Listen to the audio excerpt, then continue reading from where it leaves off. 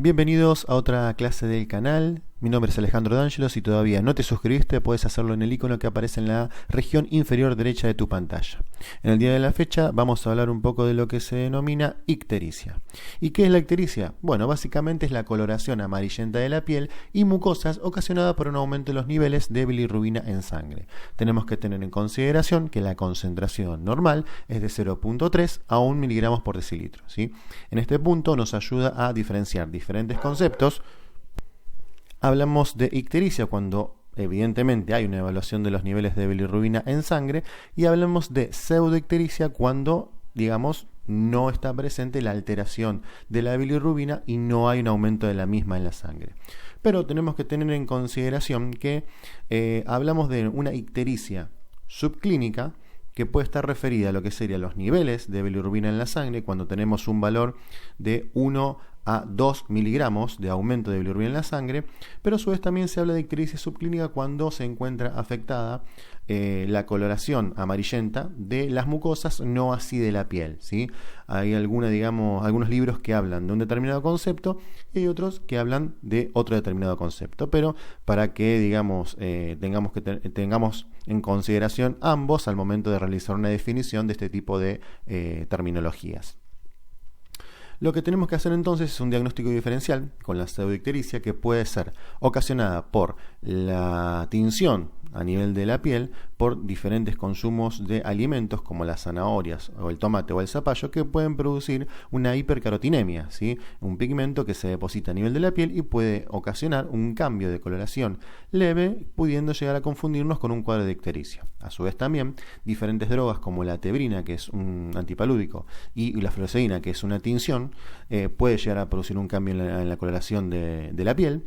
La insuficiencia renal, más que nada la de carácter crónico, puede también causar un cambio en la misma coloración, y las neoplasias avanzadas pueden también realizar este tipo de cuadros, ¿sí? O sea, estos son los elementos que tenemos que tener en consideración a la hora de la evaluación de la pseudoictericia.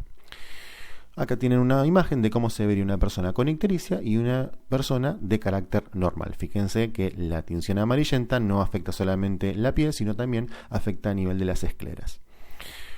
¿Cuál es la fisiopatología? Bueno, tenemos que tener en consideración que el 80 al 85% de la bilirrubina proviene del metabolismo de la hemoglobina, ¿sí?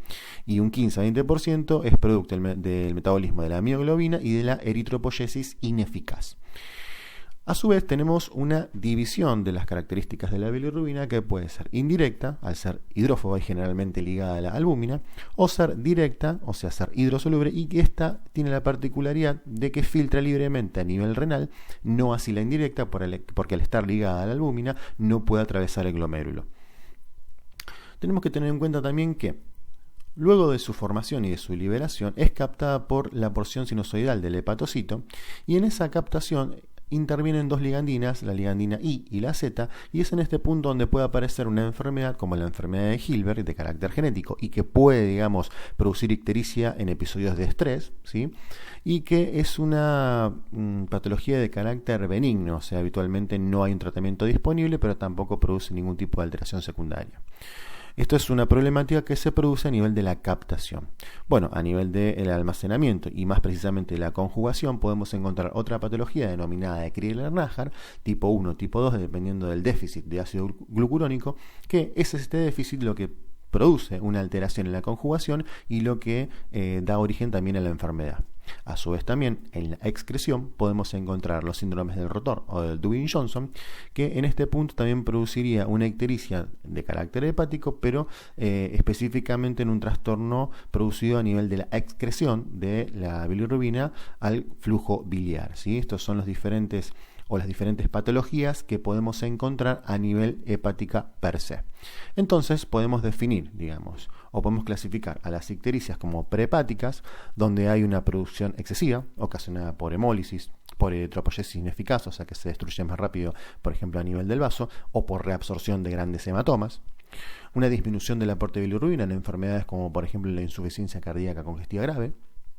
Podemos tener, digamos, alteraciones hepáticas, como los síndromes que mencioné previamente, pero también adquiridas por fármacos o por hepatopatía grave o por inmadurez transitoria, como en la ictericia neonatal. También tenemos una alteración hepática, pero con predominio siempre dependiendo de qué bilirrubina es la que predomina. En este caso, en los ejemplos anteriores mencioné ejemplos que cursan con bilirrubina indirecta o no conjugada aumentada, y en el segundo ejemplo con la bilirrubina directa conjugada aumentada. En lo que hablamos de hepáticas, tenemos los trastornos de hereditaria de la excreción, como el Dubin-Johnson o rotor, una lesión hepatocelular, como por ejemplo la hepatitis viral, por fármacos, alcohol o cirrosis. Habitualmente en este caso, cualquier tipo de lesión hepatocelular inicialmente afecta a lo que sería la patología de excreción, por el hecho de que es un mecanismo que consume muchísima energía. Y al ser un mecanismo que consume muchísima energía, cualquier daño a nivel hepatocelular puede producir que haya, o mejor dicho, produce habitualmente una alteración inicial en este paso.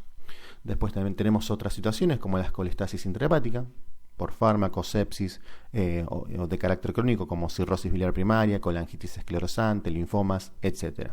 Y las poshepáticas, o sea, fuera de lo que sería el conducto intrahepático, como por ejemplo la coledocolitiasis o las neoplasias de cabeza de páncreas, de los conductos biliares o de la ampolla de Vater.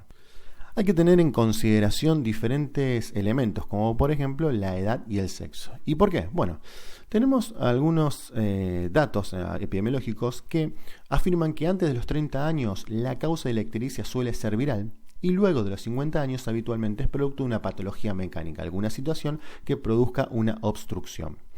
Habitualmente las mujeres tienen mayor incidencia de litiasis biliar, y siempre tener en cuenta los 4 elementos, o sea, la parte femenina, que habitualmente son mujeres de 40 años y que tienen un sobrepeso, y a su vez también se encuentran habitualmente en estado de fertilidad, o sea que pueden tener hijos. En la cirrosis, su relación con el alcoholismo es más frecuente en los hombres, o sea que esta es la causa, digamos, más frecuente, o la situación que más frecuentemente podemos encontrar en la patología de cirrosis, y habitualmente en los hombres. A su vez también tenemos que tener en cuenta hábitos y el consumo de tóxicos, la sexualidad, si digamos la persona tiene un cierto grado de promiscuidad o si tiene múltiples parejas, son digamos situaciones en las cuales tenemos que tener en consideración para enfermedades de transmisión sexual. El alcoholismo, obviamente un factor importantísimo a la hora de evaluar este tipo de cuadros por el daño, digamos, a nivel hepático, pero también los medicamentos que puede llegar a consumir por la presencia de algunas patologías, como por ejemplo la tuberculosis, o por un consumo inadecuado de paracetamol. A su vez también lo que tenemos que tener en cuenta son las características. ¿Y a qué me refiero con características? Bueno, a la forma de comienzo, si es una forma de comienzo insidiosa o aguda, lo que puede determinar que sea una patología aguda como una anemia hemolítica o algo insidioso como un cáncer.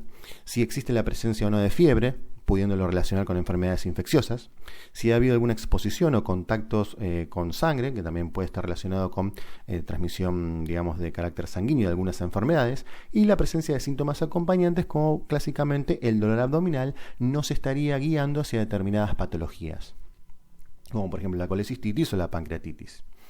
En el examen físico vamos a tener en cuenta principalmente lo que sería el estado general del paciente, si se encuentra hemodinámicamente estable, siempre evaluando los signos vitales, ¿sí? Los grados de ictericia, la ictericia flavínica, que habitualmente es muy presente en lo que sería la anemia o la hemólisis, es una combinación de la ictericia con cierto grado de palidez. La ictericia de tipo rubínica, habitualmente característica de lesiones hepatocelulares, como por ejemplo las hepatitis virales.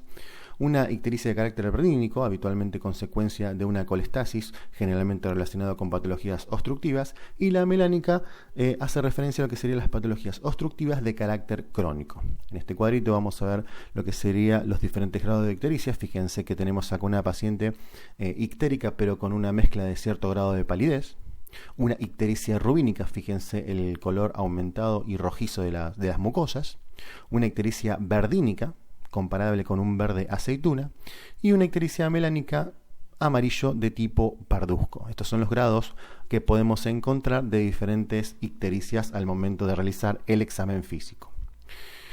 A su vez también tenemos que evaluar el sistema linfoganglionar, o sea, al encontrar por ejemplo diferentes adenopatías, podríamos estar hablando por ejemplo de un proceso tumoral o de una mononucleosis. La palpación hepática, el hecho de encontrar o no aumentado el tamaño del hígado, es un factor determinante a la hora de realizar algún diagnóstico, como así también la palpación de la misma vesícula, orientándonos a alguna patología de las paredes vesiculares o algunas patologías tumorales. La palpación del vaso, lo que nos estaría también orientando a si existe, por ejemplo, algún trastorno como por ejemplo de hipertensión portal. O también el examen de las heces y la orina, que también estaría indicando indirectamente si existe algún tipo de trastorno obstructivo o no.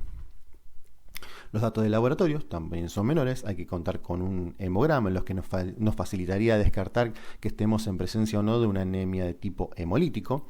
El proteinograma, o sea, más precisamente evaluar los niveles de albúmina, porque puede ser también la hipoalbuminemia una de las causas de ictericia prehepática. La eritrosedimentación, que nos estaría haciendo hincapié en patologías de carácter inmunológico o infecciosos. El hepatograma, obviamente, es de mucho valor a la hora de evaluar el tipo de alteración que podemos encontrar y para diagnosticar efectivamente que existe una ictericia por los niveles de bilirrubina. También nos permite, digamos, el hepatograma mediante las enzimas como la GOT, la GPT, la FAL y la LDH determinar si existe algún daño a nivel hepático. Y también en base a este tipo de hallazgos podemos determinar si estamos frente a una ictericia de carácter hepatocelular o colestásica, como pueden ver en el cuadro. Cuando se trata, digamos, de una ictericia de origen hepatocelular, hay un marcado aumento de las transaminasas, no así en los casos de las ictericias colestásicas.